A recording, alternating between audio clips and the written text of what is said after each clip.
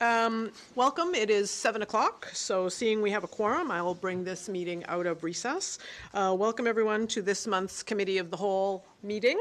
And a reminder, we're being recorded. You can watch this via the live stream on our YouTube channel or at your convenience on a YouTube or for the next 7 days or so.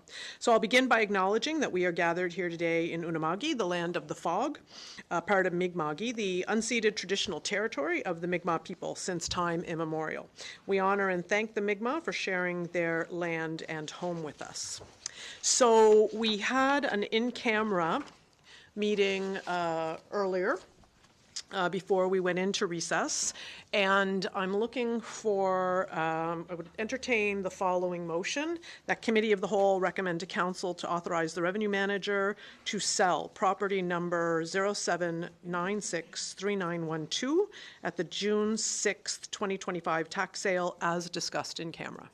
Somebody who moved by Deputy Warden Sampson. Can I have a seconder? Seconded by Councillor Marchand. Any discussion on that matter? Hearing none, all those in favor signify by saying aye. Aye. Those opposed? That motion carries. So the agenda was circulated, so you have it with you. Are there any items to add or errors or omissions? Hearing none, I'll entertain a motion to approve the agenda as circulated. Moved by Councillor Mumbercat. Can I have a seconder? Seconded by Councillor Sampson. Discussion on that?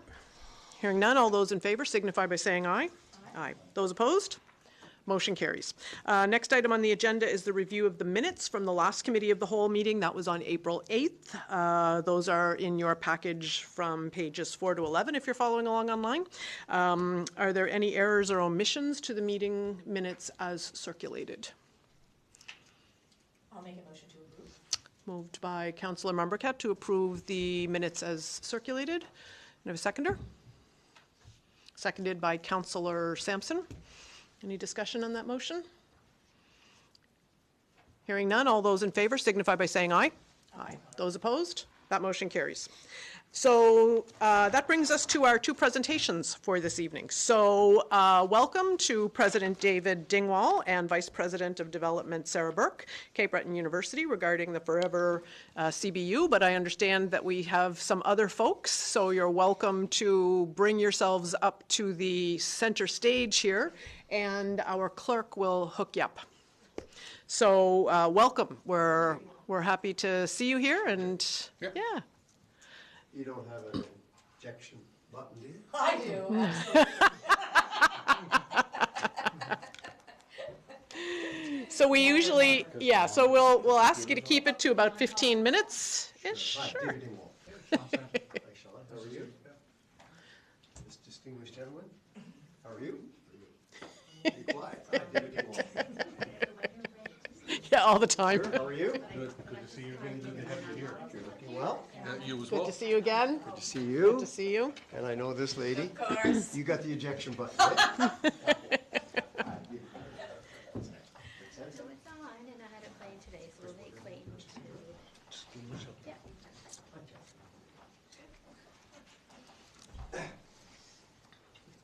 So I guess you all have a screen, eh? So Yeah. It's up. Yeah, we're just waiting for Getting it our to. IT guy to come out and give it a boot because it's not working at the moment. Although we do, yeah, we do have laptops. Anyway.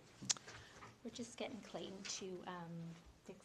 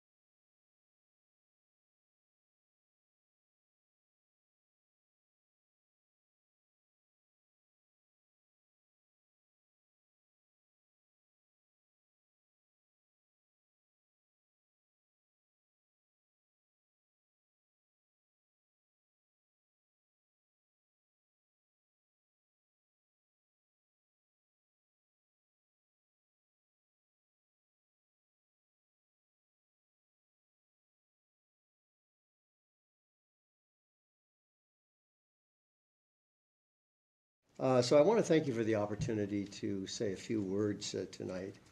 As some of you may know, I've spent a fair amount of time in Richmond County over the course of my public career, and it's also a great pleasure to be back here in Richmond County.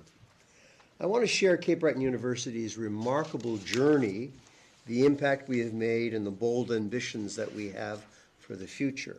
I'm joined tonight by my colleague, Sarah Burke, who is the Vice President of Development, Mr. Bill Volke, who is the Senior Development Officer at Cape Breton University, Crystal Aboud, who is the Senior Development Officer for the Medical School, and Joseph Lever, who is a Special Assistant to the President. They all wanted to come to Richmond County. We hear it all the time. So this marks our third municipal visit. We have been in the CBRM and Inverness, and we've made proposals there. And we're in Port Hawkesbury next week and thereafter in Victoria County. So before we dive into the presentation, I think it is worthwhile to watch a short video, if we could, Sarah.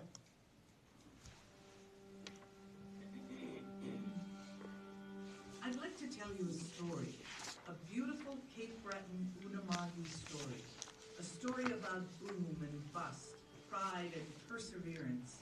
It's a story that began many years ago, when Cape Breton's economy was rockin', when people the world over came to the island to mine coal and mill steel. People worked hard, often in dangerous conditions, for wages that were far from fair. But they scratched and they saved and they sacrificed to build a better future. These miners and millwrights, riggers and rougers, fishers and bricklayers also did something else. They set aside money from their meager wages to help fund a school so their children could stay and learn at home. They knew a good education opened new doors, that a good education was the great equalizer. And so brick by brick, dollar by dollar, they laid the foundation for Xavier Junior College, a small satellite campus of St. Francis Xavier University. But soon, the coal mines would begin to shudder and the rail orders dry up. The boom was over. And Cape Breton's population was on the decline as some islanders sought work in the west. While the island's industrial base essentially disappeared, that modest stone building in downtown Sydney that opened its doors in 1951 continued to grow, evolving from a small school with a few hundred students to a technical college with degree-granting status to the second largest university in Nova Scotia. Here's the thing, and this is the most beautiful, most inspiring part of our story. Today, CBU welcomes students from more than 70 countries around the world. And for the first time in a very long time, Cape Breton's population is on the rise.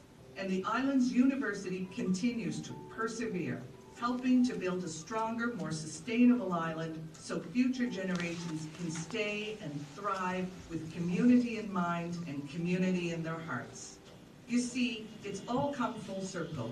Those generous newcomers who many years ago laid the foundation for what is now CBU paved the way for this new generation to once again seek out Cape Breton, and this time not just to work, but to learn and to grow. And that, my friends, is a beautiful thing. So CBU is more than just an academic institution. It is a catalyst for innovation, for economic growth, and social progress in our region. And I'll summarize as briefly as I can some of the initiatives that we have led with over the last number of years and are going to have a major impact. One is a partnership with Dalhousie University. We've launched a new medical campus training future doctors right here in Cape Breton. This effort addresses rural Nova Scotia's critical shortage of healthcare professionals. So I'll talk a little bit about that a little bit later on. We've received a $12.4 million investment from Research Nova Scotia for an initiative entitled Our Homeward Bound Project in advancing healthcare, housing, and social support for aging populations, including initiatives right here in Richmond County. Through our World Tourism Institute, the Community Engagement Van Program, and a combined $5 million investment, CBU is developing the skilled workforce needed to power one of Cape Breton's most vital industries. And that has been a huge success, both for hotel, motel operators, as well as for the students that travel to there. We go early in the morning, we come back late at night, but it's a wonderful exercise. You hear the students say, wow, we saw the beautiful Bredor Lakes. This place is just magnificent. So it's worked to the benefit, I think, of both. We've transformed the Canada Games complex into the Kehoe Forum. I think many of you would know Jimmy Kehoe and his wife, Ramona. They have been major contributors to this particular facility. It's come in under $40 million, so it's also the home of female hockey. In conjunction with Nova Scotia Health, our collaborative care clinic in the former Nova Scotia Community College, that will provide services to 10,000 citizens in our community, whereby they will have access to residents, physicians, nurses, and a host of other healthcare professionals. It's probably one of the first in the country that will be leaning towards a collaborative healthcare concept. In 2018, we've invested more than $47 million to modernize our facilities at CBU. We're soon to announce a new childcare center, which will see our numbers go from 35 to 104. Our waiting list, however, is about 195. So although we're making a big dent, childcare is becoming more and more an issue for retention of employees, as well as assisting families with that. With all of this momentum, we're also navigating significant changes. Government funding cutbacks have forced difficult decisions, impacting not just our institution, but the broader community as well. Additionally, sudden federal policy changes in 2024 have dramatically reduced international students. And unfortunately, Canada was once the world's leading destination for international students, has now gone from first to fifth. The brand has taken a major hit, which results in myself and others having to travel extensively to say, hey, Canada is still open for business, whether it be in India, China, the Philippines, you name it. So I want to be clear, as I think I have been in the past, that international students are not a burden. They are a future entrepreneurs, healthcare providers, and community builders. And I will continue to advocate for their vital contributions to Cape Breton's future. And I'm open to any questions that you would want to have on any part of this presentation, particularly the international students.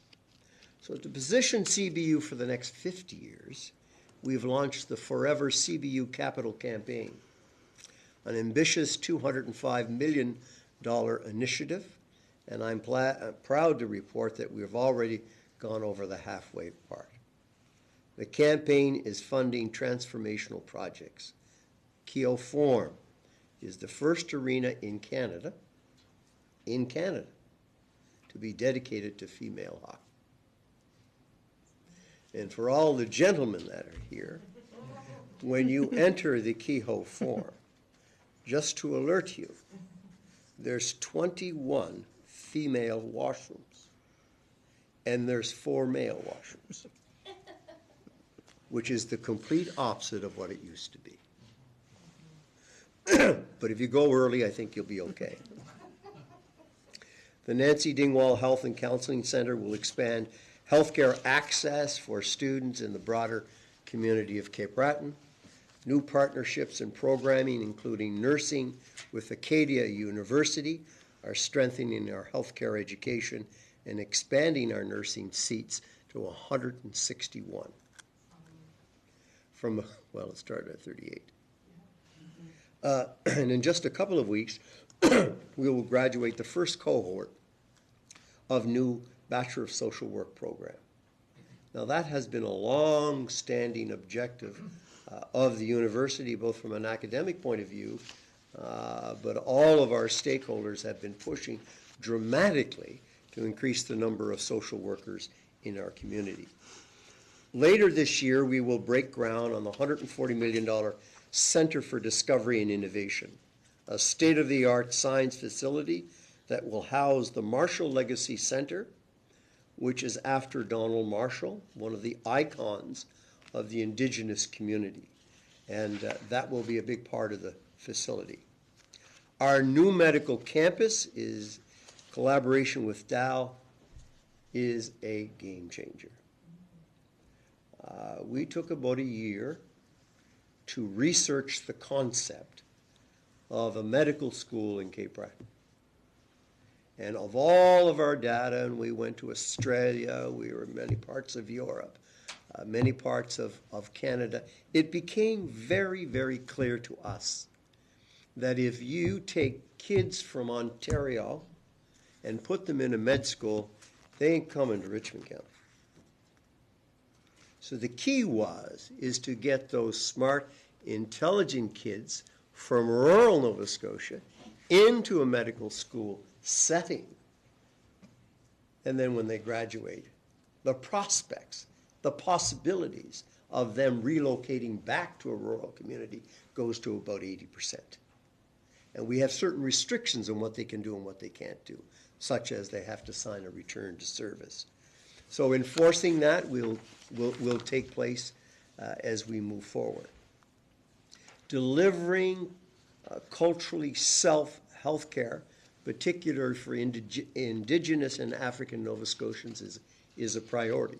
Not many of them have applied, but we've put in place programs to assist them in terms of bridging abilities and aptitudes in the sciences, which is working quite well in terms of their advantage at CBU.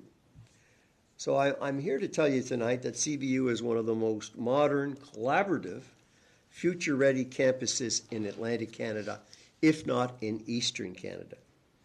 Richmond County and its citizens has always been valued partners to CBU. So tonight, we want to seek a deeper partnership. Tonight, I respectfully ask that the Richmond County support for the Forever CBU campaign with a contribution of $45,000, roughly $5 a person. Your investment will directly support the projects that build a stronger, healthier, more prosperous Cape Breton for generations to come. And I think all of us, wherever we come from, but particularly here in Cape Breton, know that the need for rural physicians is priority number one. And without those physicians in rural Nova Scotia, all of our health care will take a major, major hit. So together, I think we can ensure that CBU remains not just a university, but a powerhouse for the entire region.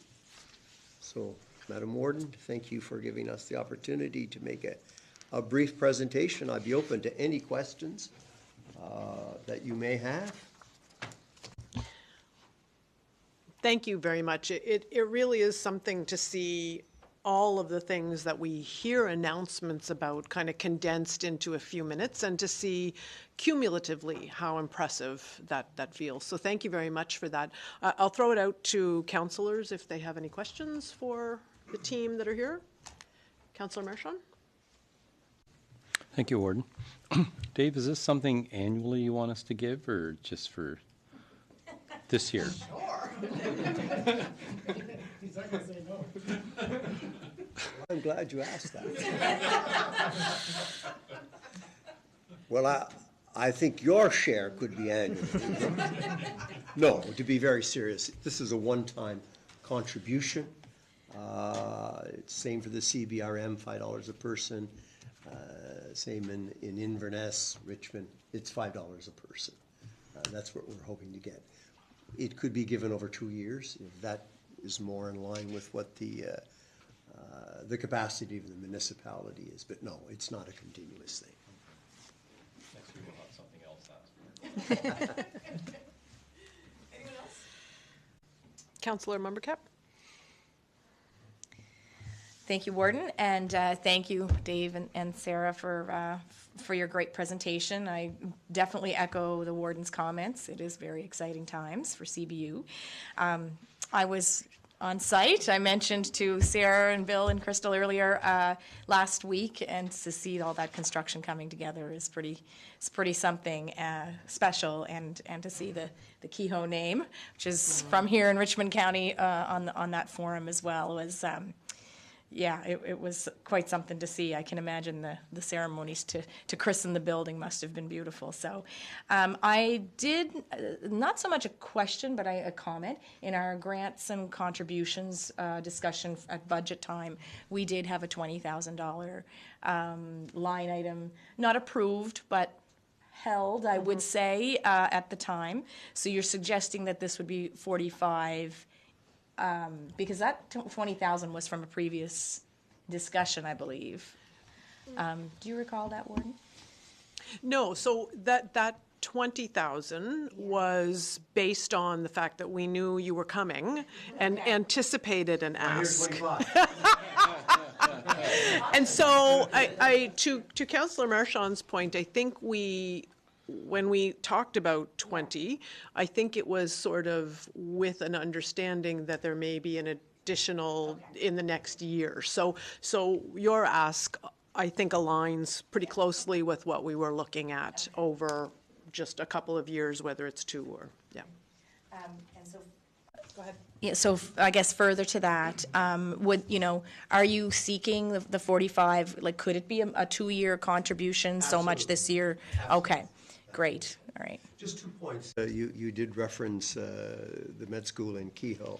One of the smart things that we did is that we came to Richmond County and we got Jimmy Kehoe to make sure that he would be the lead person on the construction of the med school. Yeah. Now, this is so important. On the construction of the med school, you can't fool him. When people say that my bid is for $27,950, Jimmy knows that. He's there every day at 6:45. His people are following the processes, etc. So he was able very, very quickly to identify all of the materials for the facilities. So we didn't get hit by the tariffs. Right. In fact, he made a deal on the steel with a company in Halifax where we got the steel. Mm-hmm. Then the tariff came in, so the supplier could have upped his price. But because it was Jimmy and they had a handshake, mm-hmm. we got it for a lower mm-hmm. price. Mm-hmm. So our costs are not way out of whack as it relates to the med school. And they say, it's not me, people are saying in the construction industry, it is probably the most efficient building in the province of Nova Scotia. Yeah, that's fantastic. So on your question, yes, 2 years would be fine.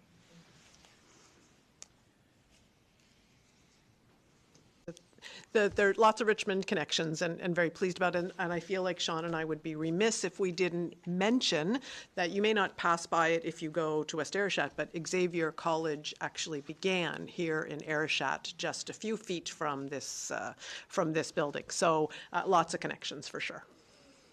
Anyone else have any questions for Councillor Sampson? Yeah, for me, Dave, thanks for the presentation. And then, you know, I'm a numbers guy. So for me to hear you say 45,000 and then just say $5 per resident, I'm like, you know, that pretty much breaks it down to per resident. You know, when you give a big number, most times people are like, oh, but then when you break it down, so to see it as $5, I don't think anybody's going to argue what's going on in the CBU and what's going on, you know, with the nursing and medical schools and everything that you guys are doing. I don't think anybody is going to argue $5 per resident for the future that you guys are building, right? So the 38, the nursing seats going from 38 to 161, that's encouraging. To hear you say, you know, to get people to sign, return to service and keep people here, that's encouraging as well, right? So great stuff. Thank you. Thank you very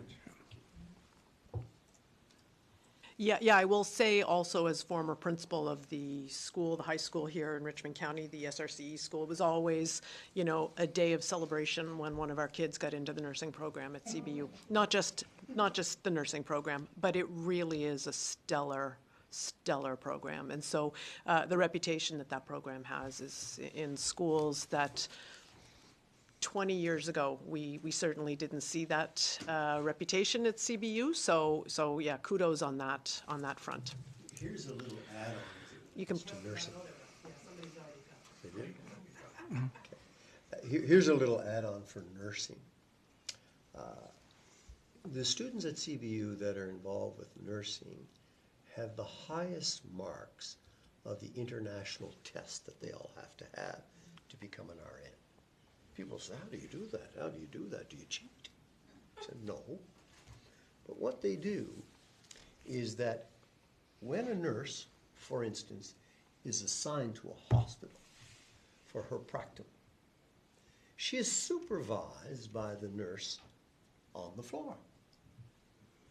CBU doubles up, and we send one of our professors to join with the supervisor and the nurse for the critical analysis of the student and their performance, both from a practical point of view and what are you doing from an academic perspective. So the student is in the middle and is getting that knowledge, that information, that feedback almost instantaneously before they leave the floor that day. As a result, when it comes to the writing of the exams, it's pretty good for them in terms of the pass. They pass it quite easily, whereas other institutions don't do that. And that has been a remarkable success for us. So I just thought I'd add that. It really is a difference in kind and not a difference in degree in terms of the program. So yeah, much to be proud of there. So I will say, unless did you have another question? Okay. So I will say that we aren't going to make a motion to send this to budget because we already have sent it to budget. So in anticipation and following our discussions, we brought your ask, but we will revisit the dollar amount in our upcoming deliberations. So yeah, very optimistic. Yeah. So thank you very much for coming. We are grateful for your trip here to Richmond, and welcome to all of you who came, and safe travels as you head out. You're welcome to stay for the rest of the evening. There's a gripping section on checks issued for the month of April, but you can catch it on YouTube, so if you can't stay, that's all right. Thank you so much. Appreciate it very much. Thank you. Thank you. Thank you. Thank you. So thank you very much to our first presenter. And so now we will shift gears and welcome Rochelle Sampson to join us in what is likely her swan song. Thank you. Thank you. We need Clayton to do his laugh again. So while we're changing gears, we'll get IT to hook us up so that the new PowerPoint is available. Pardon me?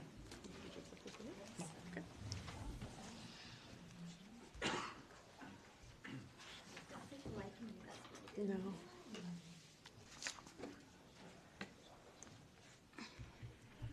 Maybe Yeah.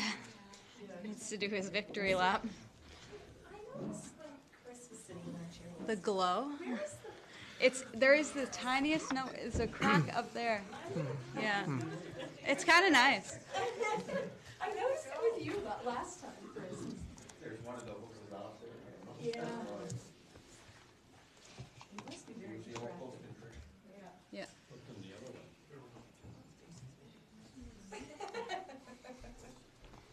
No.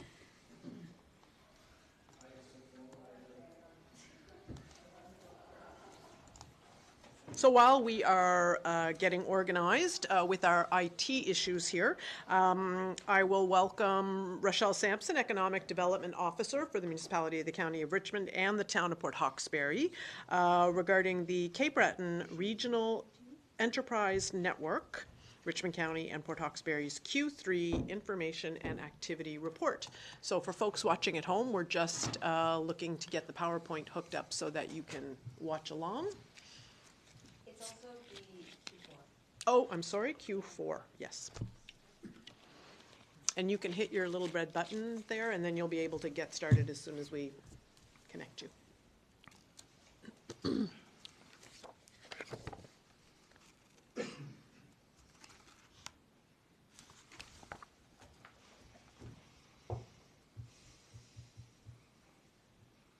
full moon. It is too, yeah, there we go. So that's HDMI on. Need HDMI too.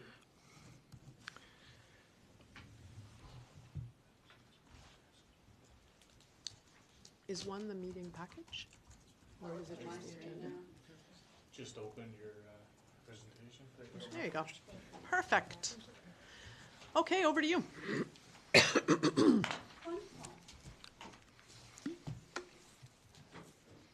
so we're in, we just wrapped up Q4.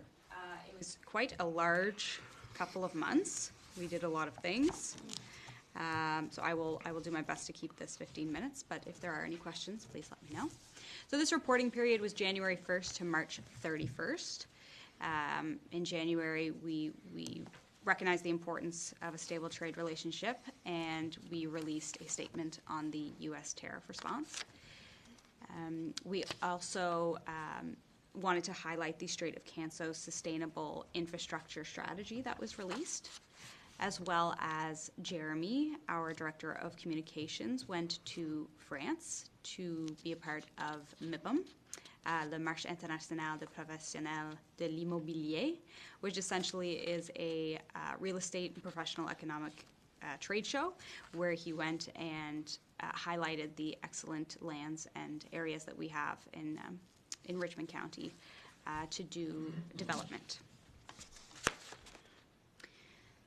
I attended quite a few events and conferences during this quarter. There was the Cross-Sectoral Housing Summit in Halifax, the Sea Farmers Conference in Halifax, Everwind's special announcement of their tugboats in Point Tupper, the Centre for Women in Business Networking event in Port Hawkesbury, State of the Strait Business Update in Port Hawkesbury, and the Green Future Summit in Pictou.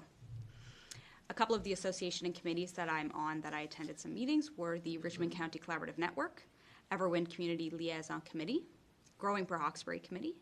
I attended the Richmond Multi-Use Facility Community Engagement Sessions, St. Peter's Economic Development Organization meeting, as well as Straight Richmond Housing Matters Coalition meeting. I've spoken about the Activate program a couple of times. In this quarter, I was able to successfully complete the program. And myself, along with Jacqueline Giroir from CDN and Danielle Martel from Richmond County, we hosted what we called Activate Richmond, our first session, where we were exploring the food industry to try to bring together individuals with similar, all within the food industry, to have conversations and see if we could help solve some of their problems with either supplies or labor or whatever that may be. So we had some great discussions over those couple of hours. As I've mentioned before, we were exploring an aquaculture development area project. So in order to do this, we also toured Université Sainte-Anne and chatted with Michelle Theriault, the biologist there. She gave us some great insight on the past and potential future of aquaculture in our area. Additionally, I attended the Sea Farmers Conference in Halifax to deepen my understanding of aquaculture and the current industry as is. And so it was excellent to talk to people who are in it, who are thinking about going in it. There were individuals from the province there and other levels of government. And so it was good to just, hear what's going on, understand the challenges, and better understand if it's the right fit for Richmond County. So it's kind of like the more you know. So we've sat down and we've discussed that, and we're just kind of waiting to gather some more information to make a better evaluated decision.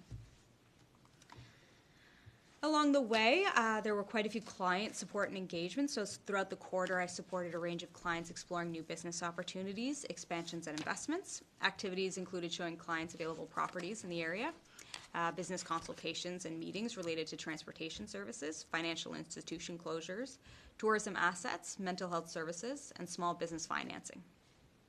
We also met with external partners such as CTAC and NRC IRAP to better understand what they offer so that we can provide clients that information. I also work in the Ocean Innovation Center in Port Hawkesbury, so this building currently is vacant, and we're strategizing on its best use, and potentially if it's going to stay within the Ocean Tech Center, industry, or if it's going to be broadened to any individual looking to use the space right now. I'm not sure if any of you have had the chance to be in there, but it's quite a lovely space. It was currently recently renovated. And if ever you're in need of a space in that area, please do reach out to me as I'm organizing that rental. In addition, we worked on some developer resources. So I had mentioned that we had worked on a land database for the municipality, and that has wrapped up. So we are putting that together to better showcase the process of developing in Richmond County. And so we hope to have that launched later this spring. The Strait of Canso website has moved on to phase 2. We are working on the marketing strategy and focusing on the development of interactive maps, including port profiles as well as profiles for all of the assets within the area to really showcase the benefit of being able to do business within the Strait. We've launched the Business Insights program. So the Cape Breton Partnership's BRE program is called the Unama'ki Cape Breton Business Insights program. It launched April 1st, and the goals of the program are to assess the needs of business, provide assistance to businesses to help them navigate through economic difficulties and challenges, provide guidance and support to help business grow and expand their products, services, and workforce, build cooperation and consensus among business, government, and economic development organizations, resulting in collective action to improve the local business and investment climate. So all EDOs and other partners within the Cape Breton Partnership are going out and doing, I don't want to call them interviews, but conversations with businesses and industry to gather information, and it'll all be available on the Cape Breton Partnership website. We were successful applicants of the Can Export Community Initiative application, and so we are developing a RFP to engage consultants to assist us to develop a foreign direct investment strategy, and this will be island-wide. It hasn't been released yet, but we are working on the draft, and so the hope is to have a consultant work directly with all the EDOs who are very well acquainted and knowledgeable of all the things that are happening within their area, and so work in partnership to create a tangible package that can give everyone a little bit of something to do that will help increase Cape Breton Island's investment readiness. So for the Green Energy Engagement Project, Jen, as myself, was very busy these last couple of months. So she worked on electricity sector climate change adaptation implementation team. So anything usually with this kind of industry is quite heavy. So I will do my best to summarize it. But Jen does great work, and so she participates on a wide variety of panels and discussions with individuals to make sure that she's always informed of kind of what's going on. So she participated in the community of practice to collaborate on a knowledge hub for climate adaptation in the electricity sector. She also participated in a 19-week course to learn about fundamentals in digital transformation strategies, cloud for business, data science and analytics, data management, and cybersecurity. with the Canada Oceans Supercluster. There's also the KMNKO Symposium. So after meeting with KMNKO, which I apologize because I don't remember what that stands for, to discuss the opportunities to collaborate on Indigenous engagement for the energy transition. The partnership is sponsoring the Community Connection Symposium, which is next week, May 22nd and 23rd. She also participated in Net Zero Atlantic Ports study, the Department of Natural Resources funding, which they secured $47,000 to hire an Indigenous summer student to help with Indigenous engagement focused on the energy transition. She worked to develop an ocean technical capacity with African nations, women and youth technical capacity. So she signed an MOU with the development of ocean technical capacity, a nonprofit based out of Dalhousie University. She also participated in the Green Futures Summit in Pictou County, as well as Nova Scotia Power's Climate Adaptation Strategy consultation meeting with key stakeholders and the State of the Strait. Then we have our Creative Economy Development Officer. Bill did an island tour, so he as well was quite busy this last quarter. He worked with the Richmond Artist Alliance, which is a new organization forming in Richmond County. He participated and provided consultation at the Cape Breton Comedy Festival. He has a new project called Doors Open, which aims to connect and promote local museums and cultural centers. He then did his island tour, the Cape Breton Futures in Film presentation and networking session. So he did hold a session here at Tellil. In Port Hawkesbury, he had the Cabin Fever concert series, the Creative Careers Symposium, and did Tellil on the Road, working in conjunction with Tellil TV and local journalist Adam McNamara. A new episode of Tellil on the Road highlighting Port Hawkesbury music, arts, and scenery is in the development stages, as well as a Futures in Film information networking session is in the works for Port Hawkesbury. Our People and Labor Force Attraction team, our Immigration Advisory Services completed 5 individuals received immigration-related support and 11 active immigration advisory files in Port Hawkesbury, 2 in Richmond County. Our Cape Breton Local Immigration Partnership, the CB-LIP, in Q4, the CB-LIP continued its collaborative work to foster welcoming and inclusive communities for newcomers. There were new representatives welcomed, and the program manager attended the National Metropolis Conference in March. We also have our Cape Breton Welcome Network. So they completed the Buddy program. It will aim to match newcomers with volunteers, as well as some community engagement. So there was a Coffee and Connect networking session held in Port Hawkesbury. There was one planned in Ayrshire, but it was postponed due to weather. The Connector program participated in the Newcomer Film Project at the Ulteak Arts Centre, where the Connector program coordinated, was interviewed about the newcomer experience and the importance of networking. And on January 15th, promoted the Connector program on air, delivered a resume writing workshop, facilitated the Understanding Culture workshop, led a virtual networking workshop, and on February 8th, hosted a Coffee and Connect networking event in Port Hawkesbury. So we also have our labor market support. So there are currently 31 Richmond County employers registered with the Cape Breton Job Board for new posts in Q4. So that brought the total to 12. We had some upcoming events that have now passed, but we held a Cape Breton Job Fair series. So there was one of them in Discouse on April 14th. We also have the 2025 Safety Symposium, which is tomorrow, if anyone is participating. So the Safety First in Cape Breton Network, together with the Cape Breton Partnership, invites you to join the 2025 First in Cape Breton Symposium, happening Wednesday, May 14th, from 8:30 to 3 in Member 2. As well as the Community Connection Symposium that I mentioned, that is next week, May 22nd and 23rd. And so along the bottom, there is always the metrics, which will show a number of projects completed or in progress or started for this quarter and year to date. And we categorize them to just provide some context to some of the things that we're working on. Any questions? I know that was a big one. It's hard to summarize all the work, but we do our best. So I'll throw it out to council if anyone has any questions or comments for Rochelle. No? Sure. Thanks, Warden, and thanks, Rochelle.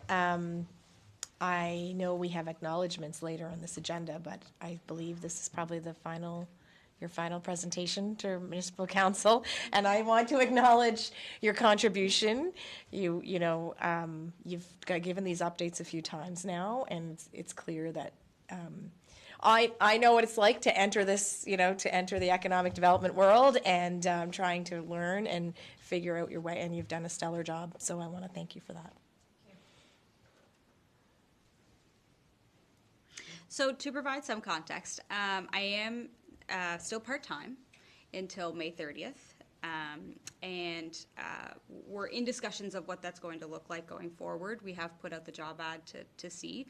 I still do thoroughly enjoy the work, so we're looking to see how that works. So until then, I'm still available until May 30th, and if anything changes after that, we'll keep you posted. But thank you very much. Yeah, I certainly echo your comments, and I would take a lack of questions here to be a testimony to the thoroughness of your reporting, but also the fact that we see you and that we get an opportunity to hear from you and see the work that you do in the presentations and in the Facebook posts and that kind of thing. So good on you for that. Okay, thank you very much. Okay, so we will move on. We're on new business. So there are several items under this agenda item. So the first, 8A, is quitclaim deed regarding PID 752-28973. There is an EDPC memo, if you're following along at home. It's pages 53 to 58 in your package. And so there is an explanation about that, unless there's anything more staff would like to say. I'm looking for a motion that Committee of the Whole recommend to Council that we approve the quitclaim deed as presented. So if anybody would like to start us off. Okay. Madam Chair, through you to Council, everybody watching, this has been vetted through legal as well. There is no need for us to keep this little piece of land there, so to release the claim on that so that the folks down there can do anything they want to do and move forward with that property. So. Is there anybody like to start us off with a motion to facilitate some of that conversation? Did I have one? No. Go ahead, Councillor. We're quitting the claim on this. Are we giving it to the organization in front? To the church? Yes, that's who it's between. Giving it. Okay. Can I have Or the Episcopal. I'll make the motion to proceed with this. and I'll read it again. So it's that Committee of the Whole recommend to Council to approve the quit claim deed as presented in the staff report. Can I have a seconder on that motion? I'll second it. Seconded by Councillor Member Cad. Is there any other additional discussion on that matter? Apologies, there's something happening with Councillor Sampson's microphone, so I've been looking to him to speak a bunch of times, but it's a technical issue. So hearing no additional discussion on that matter, all those in favor of the motion signify by saying aye. Aye. Those opposed? Motion carries. Second item is an additional staff report. We've seen these before. Property AAN 029-20891 regarding a tax reduction due to fire. So if you're following along, that's 59 to 63, and it includes in that those pages, it actually includes our policy on fire tax reduction due to fire. So I'm looking for a motion, should anybody be interested, that Committee of the Whole recommend to Council to write off the taxes for property AAN 02920891 owned by Joyce McMullen, which was completely destroyed by fire, in the amount of $2,584.19, which represents taxes on the dwelling only from April 6, 2025 to March 31st, 2026. I'll make that motion. Moved by Deputy Warden Sampson. Can I have a seconder? seconded by Councillor Marchand. Any other discussion on that matter? Hearing none, all those in favor signify by saying aye. Aye. Those opposed? Motion carries. The next item is Whiteside Church Preservation Society, a grant application for Tier 2 community grant funds in the amount of $3,000. There's quite a bit of information there, but since our budget process has not been completed, we can have some discussion tonight, or we can refer this matter to the other side of our budget process. I'll move that we refer this to after the budget is passed. Seconded by Councillor Mumbercat. Any discussion on that? Hearing none, all those in favor signify by saying aye. Aye. Those opposed? Motion carries. The Warden's report is attached. That's on page 78. If anybody has any questions, happy to entertain those. Hearing no flurry of questions. There are a couple of items under the Warden that are really specific to District 2, and so in order to give those just discussion, I'm going to surrender my role as chair and have Deputy Warden step in.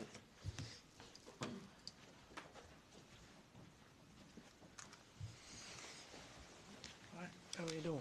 Good.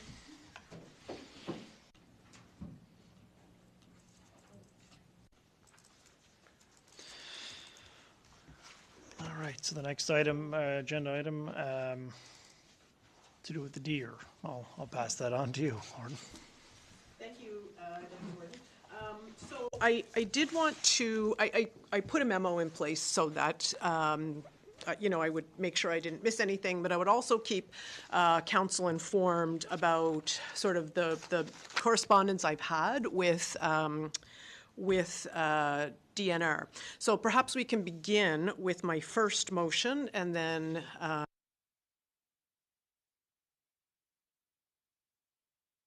want to say that I've put Richmond County, I'm open to an amendment should councillors want to do that. But I move the council send a letter to the Minister of Natural Resources urging the department to make changes to the 2025 fall hunt that recognizes the impact to residents of the exploding population of deer, particularly does, in Richmond County. So I'm hoping for a... So if I could, I reached out to the Department of Natural Resources to again speak about some of my concerns about the deer population, and specifically sort of concerns about the municipality's responsibility to do some of the studies on the deer pellets and the deer counts. The impetus for reaching out is really the letter that came to us from Robert Theriault. So you're talking about somebody who, for the first time in 31 years, is not going to plant because of the deer population. So I think the significance of what the deer are doing here on Isle Dam and the impact that that has on residents. So as an additional kind of, I had community meetings with across the county.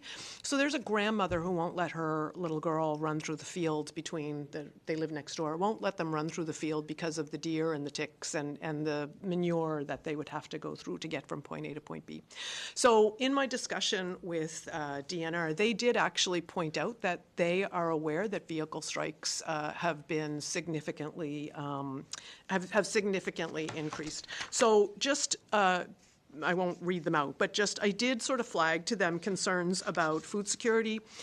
So you have to the extreme, certainly, Robert Theriault saying that he's not going to plant. We have nobody's, like the number of people who have decided not to plant on Isle Dam is pretty significant. We have residents who are feeling, so I will tell you I work at the card plays or I work at the bingos, and there are people who won't go because they don't want to go through Discouse. So Michelle Hearn from the Rocky Bay, who puts on the like the plays, the dinner theaters. She says that there are routinely people who will tell her, we would love to go to your show, but we won't because we would have to drive through Rocky Bay at night. So if you are from the island, you'll know what I mean when we say we have actually tourists who will come onto the island, drive the north side, go around up by the old credit union and come down, and they're seeing, I have 85 here, but last week there was somebody who saw 95. So you're talking about an incredible number of deer, and seniors are not going to events because of that. We have concerns about tourism, we have concerns about proximity to homes and how close they are to our dwellings, coyote population, ticks, and vehicle accidents. So if you look at anybody who, you speak to anybody who does collisions, they'll tell you that the number of people who are going in to get their vehicles repaired. And although nobody has seen anything in writing, there have been references to residents from insurance companies that they are thinking about not allowing coverage for wildlife strikes on Alma Dam. And so we also have residents who are frustrated and taking matters into their own hands. So one thing we have not done is we have not actually written to the minister to sort of flag that our concerns are significant. And what we're voting on, what we have in front of us here is, I acknowledge Richmond County. If that's not a concern in other parts, sort of happy to have an amendment or to say just Alma Dam. But they are looking at, the bonus hunt was meant to address the increase in deer population across Richmond County. There is talk of more significant steps, so looking to see from council whether they'd like that to be just Alma Dam or all of Richmond County. So those are my thoughts.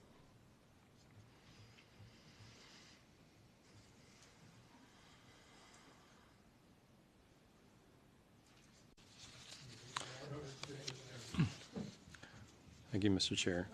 Yeah, I'm okay with it being Richmond.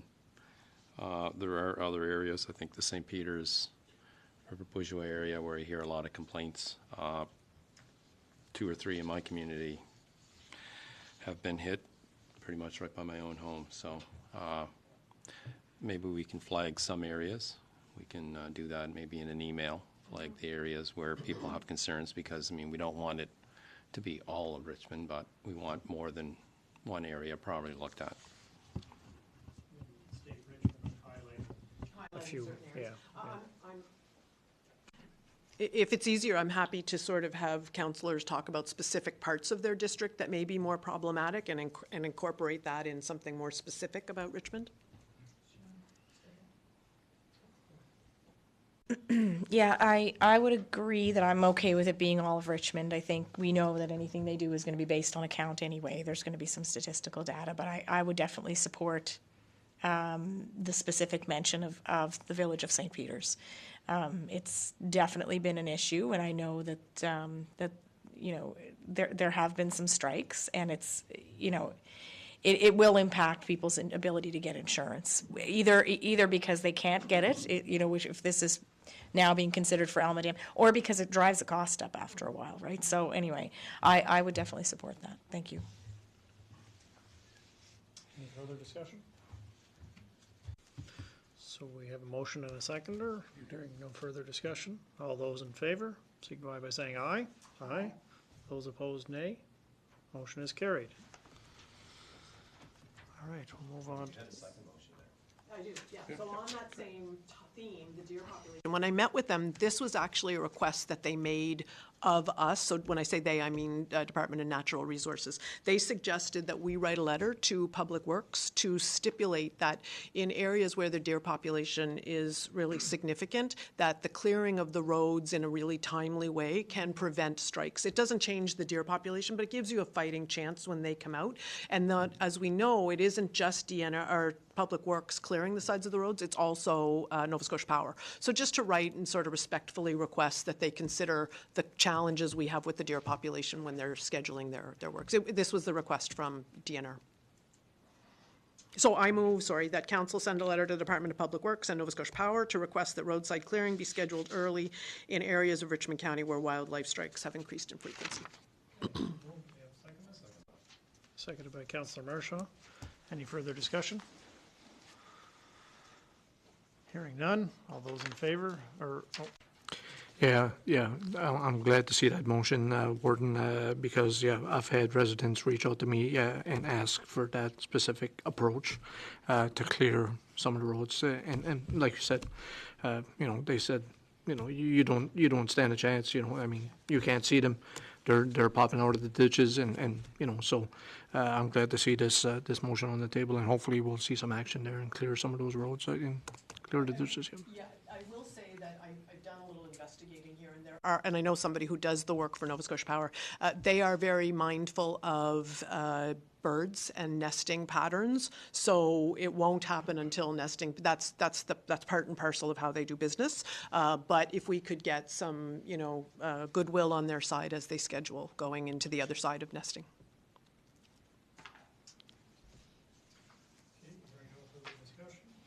All those in favor signify by saying aye. Aye. Those opposed, nay. Motion is carried. All right, Warden, I'll let you move on to the next item you have there. Yeah, so I'll start with the motion, and I'll give you a little background, although it's there. I move the council send a letter to our new member of Parliament, Jaime Batiste, outlining residents' concerns about limited and deteriorating cell service across Richmond County. It's a race for that one. Everybody wants to second that motion. Seconded by Councilmember Kett. Any further discussion? I do have, Go ahead, Councilmember. oh, I'm lit up there. Okay, so I guess one of the reasons I'm jumping to second this one is because I heard again, just today from a person in the Sampsonville area, which has had really good cell service that now on their property, which is not, there's not in the bottom of a valley, it's on a, it just, the cell reception has just gone completely dead. So I think not only has the problem been progressively getting worse, I feel like now it's becoming rapidly even worse. So the pace of that decline seems to be accelerating. We've noticed it in our home, noticed it, along certain stretches of highway, and obviously now hearing from constituents about it. So it felt like it kind of was getting worse slowly over time. Now it's starting to feel like it's a more rapid decline. So I think this is a timely thing. Yeah, and I will say we did have conversations. So just for people watching, there was a motion passed by council to have Bell kind of come before us, and we are not able to compel them, but they did not accept our invitation. I will say that they did have a conversation with myself and the CAO, and they did talk about some challenges that they face. For example, probably 10 years ago, we had one computer and we were using that one computer. And yesterday I made note of the fact that my son had 3 devices going, and my son had 2 devices going. I was doing an online webinar. I had 3 devices going. We were streaming television downstairs, and my husband was on his phone as well. So there is a draw on cell service that is increasing. So as equipment is deteriorating and use is increasing, particularly as our population increases, it is becoming sort of exponentially challenging. So this actually was an interesting conversation I had with a resident who explained that we want to make sure that we're mindful of the fact that our MP, Jaime Batiste, is a seasoned veteran of the House of Commons, but not in this rural area. And so he is used to dealing with an area that is certainly more urban and closer to the urban center, whereas this is a considerable difference. So I think it would just be worth pointing that out to him.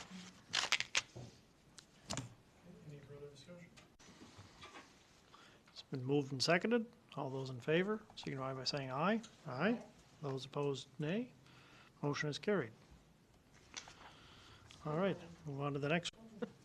Thank you. So my final one is because I was actually in conversations with DNR, the beach came up. So I wanted to give a little update to council because this had come to council, and I thought I would do that through a motion that I have written here, but I want to add a line to what I have in the notes. So I move that council direct staff to explore the municipality's option for a letter of authority between the municipality and the province for Pondville Beach and report their findings back to council upon completion of the work in the management statement. So my concern or my wish is that we look at it on the other side of work that's happening this year.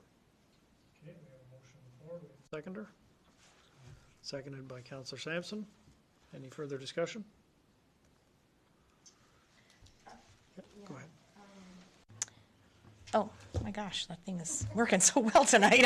Anyway, it's wonderful. So when you're saying to explore the municipality's options for a letter of authority, just so I'm clear about the expectation, staff would look into this, bring it back to council, and then we would further. Okay, fantastic. Just wanted to.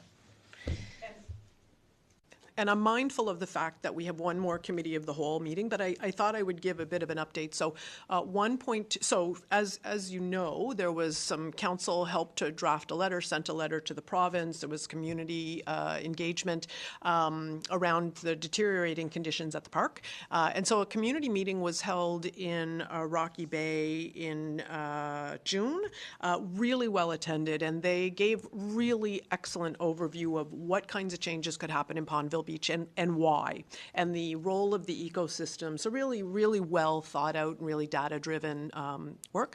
So 1.2 million has been allocated to the park, and it will go out in 2 tenders. One went out the first week of April and closed on April 29th. What will happen is whatever that gets awarded at, whatever dollar amount that is, you subtract that from 1.2 million. So if it comes in at $1 million, you have 200,000. If it comes in at 200,000, you have $1 million. So once that work is tendered, once that tender is awarded, they will then do the second bit of work, which is essentially armoring up the old wharf that's there. The wharf can't be taken out because it acts as to prevent the dunes from closing up the brook. But there is a very significant possibility that so long as the parking lot doesn't drain the coffers, that there will be a significant accessibility piece built into that work, which then drives some conversations about what else could we do that we have never been able to do at a beach before, because the washrooms will be accessible, so will the change rooms, and so will access to the beach, and therefore the potential for accessibility. The park will be opened this summer. They'll put porta potties down there. So it's a good news story. I know we had heard rumors about artifacts that were found at the beach. There actually were artifacts.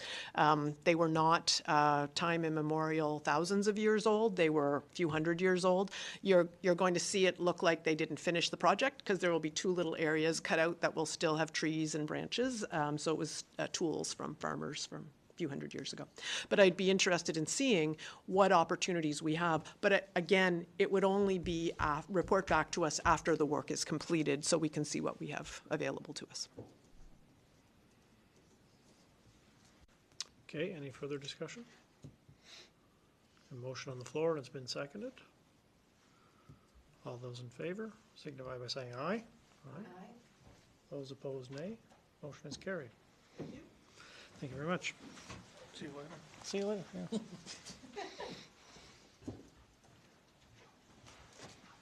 Yeah. Okay, moving along to council items. So we have one from Councillor Mumbercat about the extended producer responsibility. Thank you, Warden.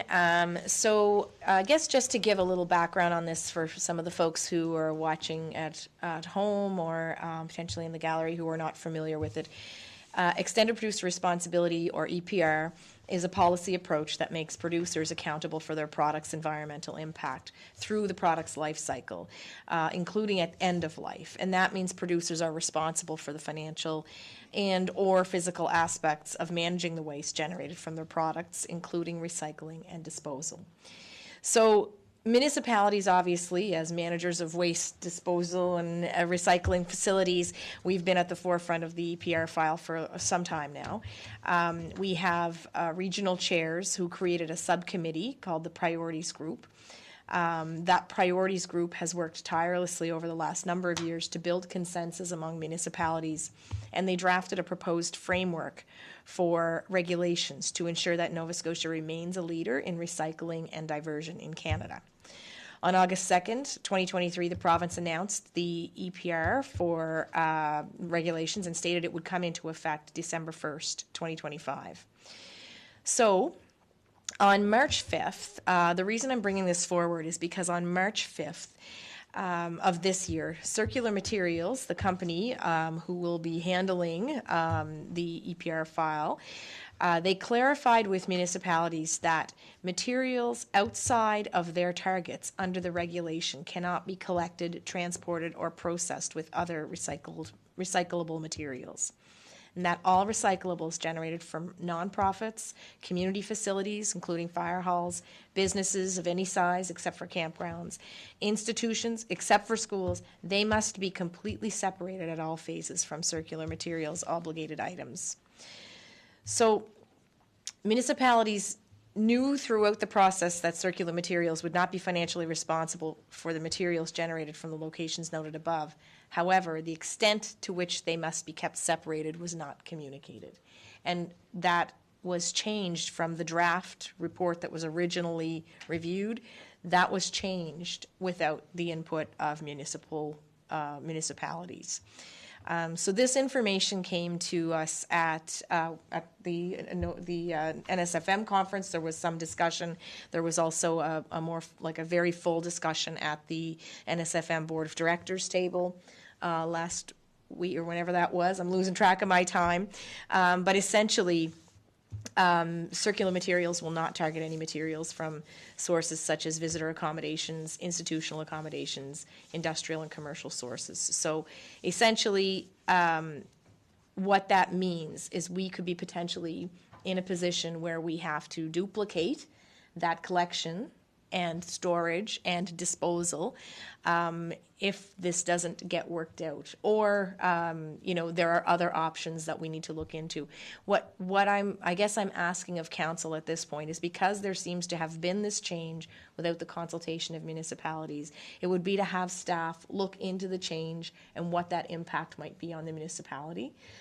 So that's the motion that I would make at this stage of the game, keeping in mind that it is the reason for that would be to, communicate our information with NSFM and other municipalities to ensure we're taking a group approach, because I think we need to all work on this together for all municipalities across the province.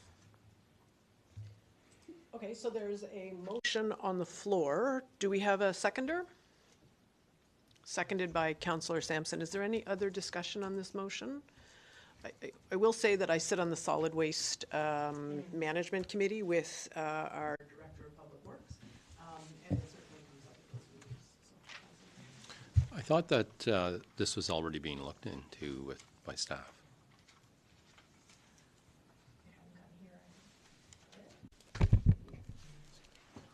It is about 2 months ago, we had to go into that contract on this one as well, but I think with Circular, knowing that there were certain things they weren't going to collect, and us, like all the other municipalities, had the option to opt in or opt out. I want to say that was March or February when we were talking about this. Yeah. And again, the dust still hasn't settled on all of this, so we can at least give you an update on this and take it away and see where we are on this. And I will say that, one of the things that comes up at the meeting too is concern about storage, as you mentioned. And so it is something that this group, which is so it's Victoria, Inverness, and Richmond. The three of us, we have an elected representative, and we have the public works directors, and the town of Port Hawkesbury. And there's also one additional person from Inverness who is the education person. So it is a serious concern, and it is something that, is being flagged in that committee. Go ahead. Right, okay, so, and I was confused there when you said it came up before, but we haven't really discussed working with NSFM, I guess, on this. And that's kind of the point I want to make, is that we're, I know we're very active in it, but I think the fact that all of this is happening and all of the municipalities working in isolation, we're going to have a stronger voice if we have it together. So that would be, I guess, the purpose of why I wanted to bring this forward. Thank you. So are we making an amendment to it, or because you wanted staff to see what our responsibility was? Well, yeah, and I kept talking after that. But maybe I need to make it more succinct, so. What do you have as the motion? Yeah. Shelley? Oh, I have to direct staff to look into the change and the impacts on the municipality. Yeah, and so my intent was to communicate that with NSFM. That was my. I would entertain a formal motion, an amendment to that motion to include the NSFM. I will say that there is a mechanism for Cape Breton to have a voice. CBRM represents that, and there has been ongoing discussion at that committee. But there isn't any discussion at that committee about the NSFM. So I'll make a motion to amend my motion to include, to communicate that with NSFM. Okay, so do we have, seconded by Councillor Mershon. So let's vote on the amendment to bring the NSFM into this conversation. All those in favor signify by saying aye. Aye. Those opposed? Motion carries. So now the original motion, is there any other discussion on that? Hearing none, all those in favor signify by saying aye. Aye. Those opposed? Motion carries. Thank you very much. And so moving on to Deputy Warden Sampson, who would like to make a request to refer purchasing and tendering to bylaw policy.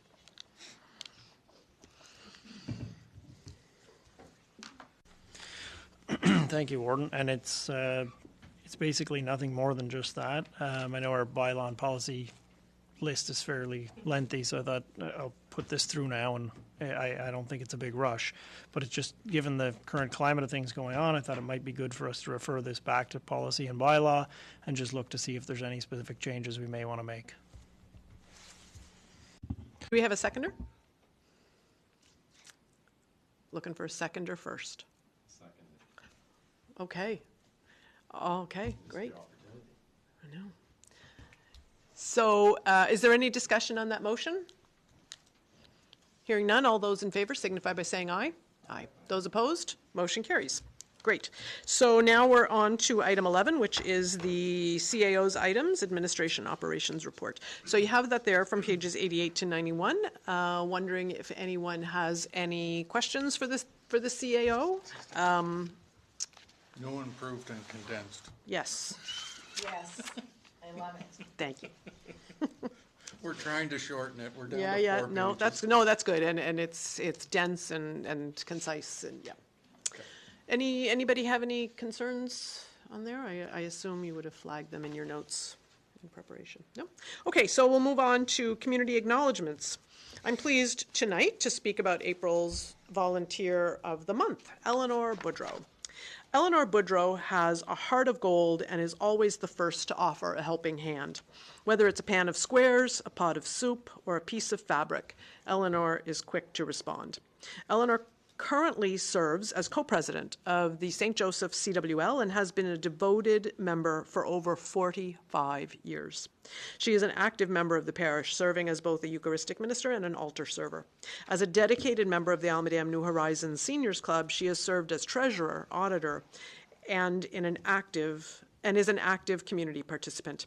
In addition, Eleanor dedicates her time to the Busy Bee Quilting Club, making quilts and pillowcases for donation to various organizations. Please join me in recognizing Eleanor for her hard work, dedication, and commitment to her community. And so, in addition to my thanks to Eleanor for all she's done, I'm going to turn it over to the councillor for District 1. Sean? Thank you, Warden. Yeah, so Danielle Martel and I did visit Eleanor and had a great visit with her and her husband, Adrian. We spent close to an hour there and talked about anything and everything. And of course, when we first walked in, just like any volunteer, Eleanor says, I don't like the attention. I don't want the attention, but she did appreciate the recognition, and she so deservingly deserves that recognition. So I just want to thank her for her time and the visit and the discussion, and just want to thank her for everything she does for our community. Did you get a pan of squares? No. Soup? It was too early for soup, but that's not, those are not bad questions there, Brian. So, yeah. But no, I just want to thank Eleanor and all the volunteers that make this community what it is. Thank you. I think we all would agree with you on that. Is there anybody else who'd like to shout out? We had an earlier one to Rochelle Sampson, who's departing, but anybody else have anything they'd like to say? Councillor Umbercap? Thank you, Warden. I have a few. This week seems to be grand opening week in the village of St. Peter's. So I want to do a shout out to Home Hardware, they are celebrating their grand reopening of the new space on May 15th from 10 a.m. to 12 p.m. Ribbon cutting at 11.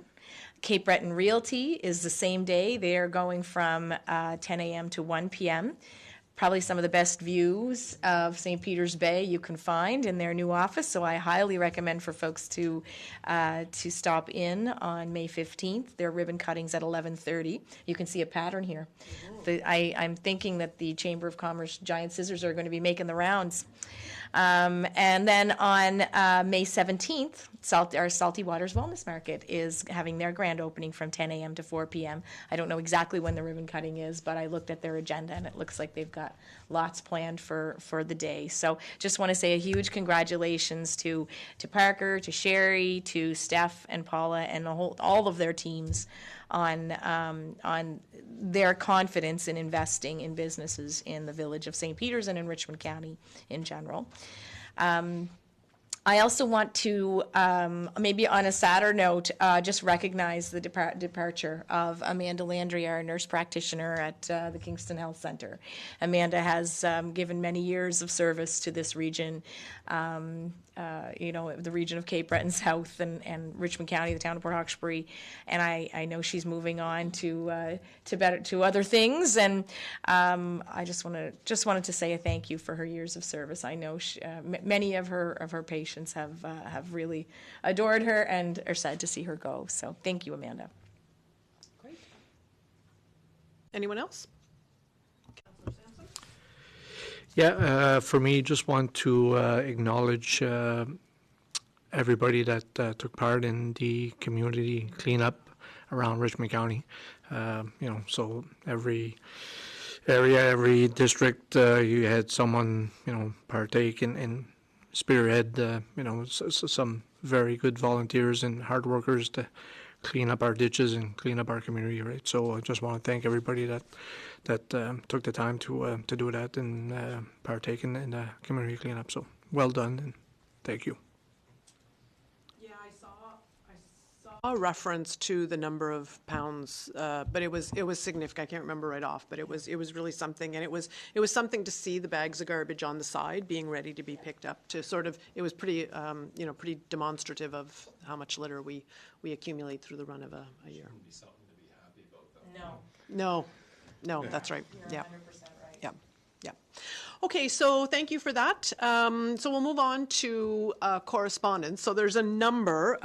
The first one is under action required, but it is exactly the same letter that I spoke about in my Dear rant. So I think we probably have covered that. The next one is a little bit of a positive story. Under for information only, letter I is a letter from the Honourable Michelle Thompson, Minister of Health and Wellness. That's on page 96 if you're following along. It is actually in recognition of the letter that I wrote as a result of our discussions here. And it speaks about meeting with Glenn Cox. And so that meeting is already set up. So I'm having that meeting with this individual who is the Executive Director of Community and Rural Health for the Eastern Zone and leadership at the Strait Richmond about the possibility for CT scanners. So I'll keep you posted on that. Are there any questions on that one? Okay. So the next one is, so I'll read each title and you can sort of pop in if you have any questions or comments. From Honourable Kim Maslin, Minister of Emergency Management, regarding the Fire Services Review. That's on page 97 of your package if you're following along at home. There's a letter from John Lohr, Minister of Municipal Affairs, regarding the fire records management system. So those are details are outlined in that letter.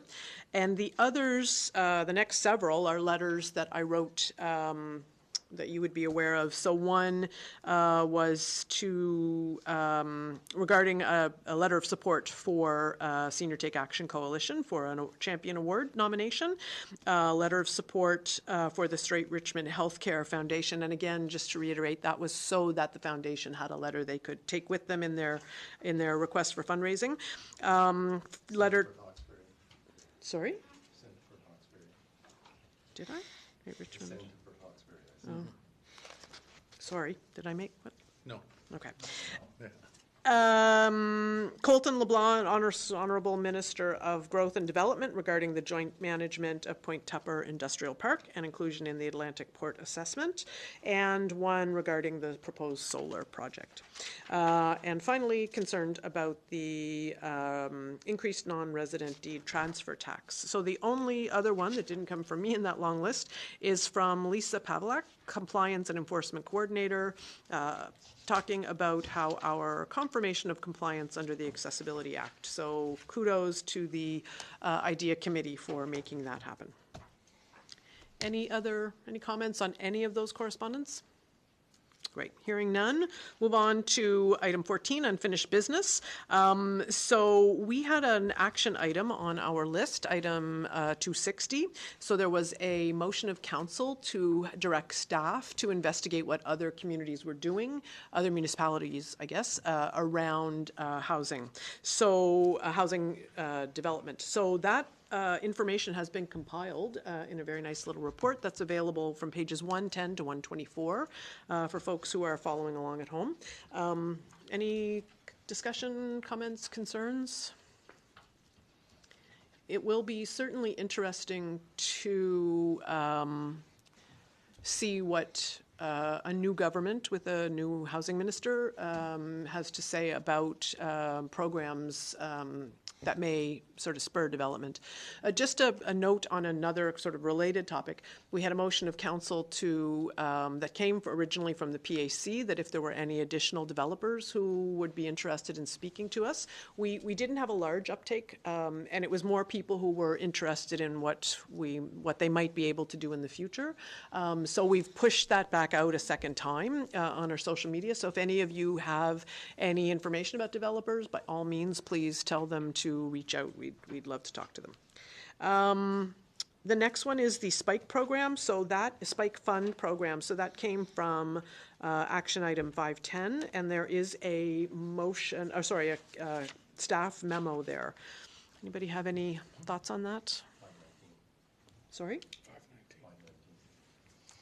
519. Oh, sorry, 519, yeah. So it's pages 125 to 126 if you're following along. Anybody have any thoughts? No? Okay. Yeah, just that's great. We were able to find out a bit of information from how that one works. I'd be open to suggestions from staff of what you think could work here. It doesn't have to be a replica of that. That was kind of a starting point. So, yeah.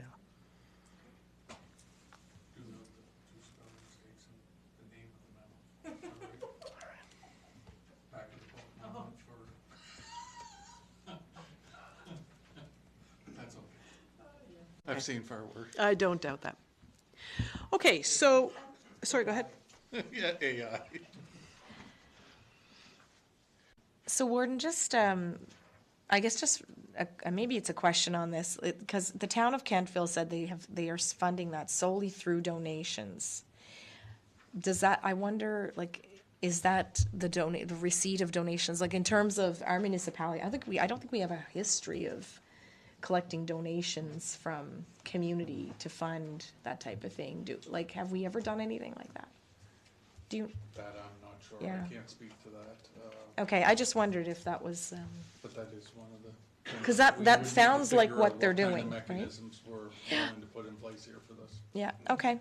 And we do have at our Bylaw and Policy Committee, a donations policy, which does seem to align with how we would be able to issue receipts should we choose to kind of go that route. So the two things sort of would have to go hand in hand, should we want to follow this model. There may be a different model. We see them both at the same time. Yep. So is there some action we'd like to direct staff, or are we happy to sort of mull over it for a while and bring back our thoughts, or what? Where have we landed here? Is this something similar to the Canadian Tire, the Jumpstart program? Yes and no. In Kentville, it's actually for adults. It does allow for youth, but very narrow in scope, so only their own recreation programs, but it is primarily for adults. So similar in that it is a program to support recreation programs, but the Spike one is actually for adults. Yeah, and I don't think that's how we have to go here. I just mean that was a starting point kind of thing. But the jump start, from what I gathered from some people, you got to sort of know well in advance and so on, and it doesn't always accommodate a lot of people.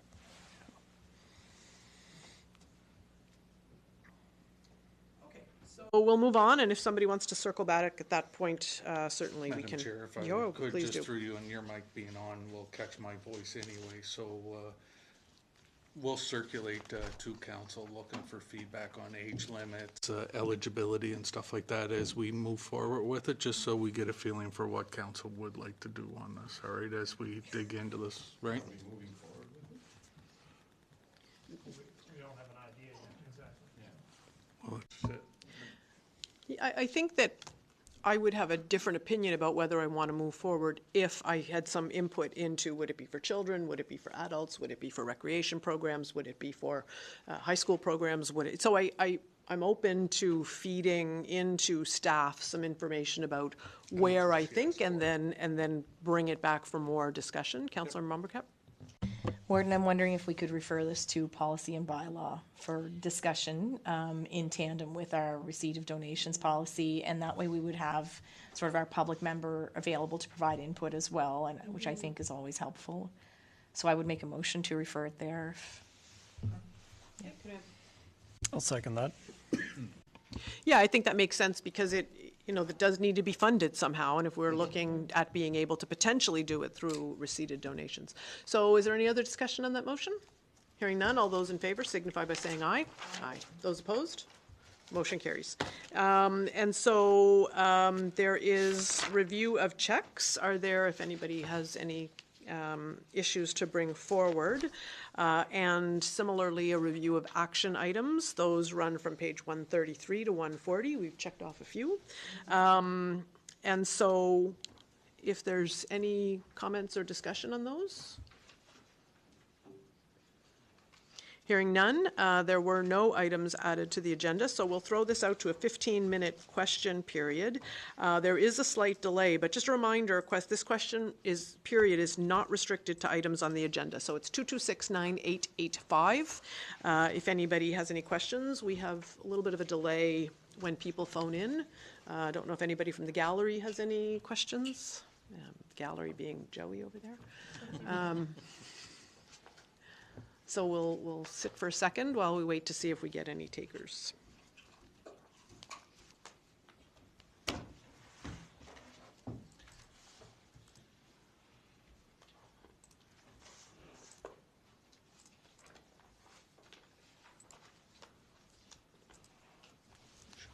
Should be all right?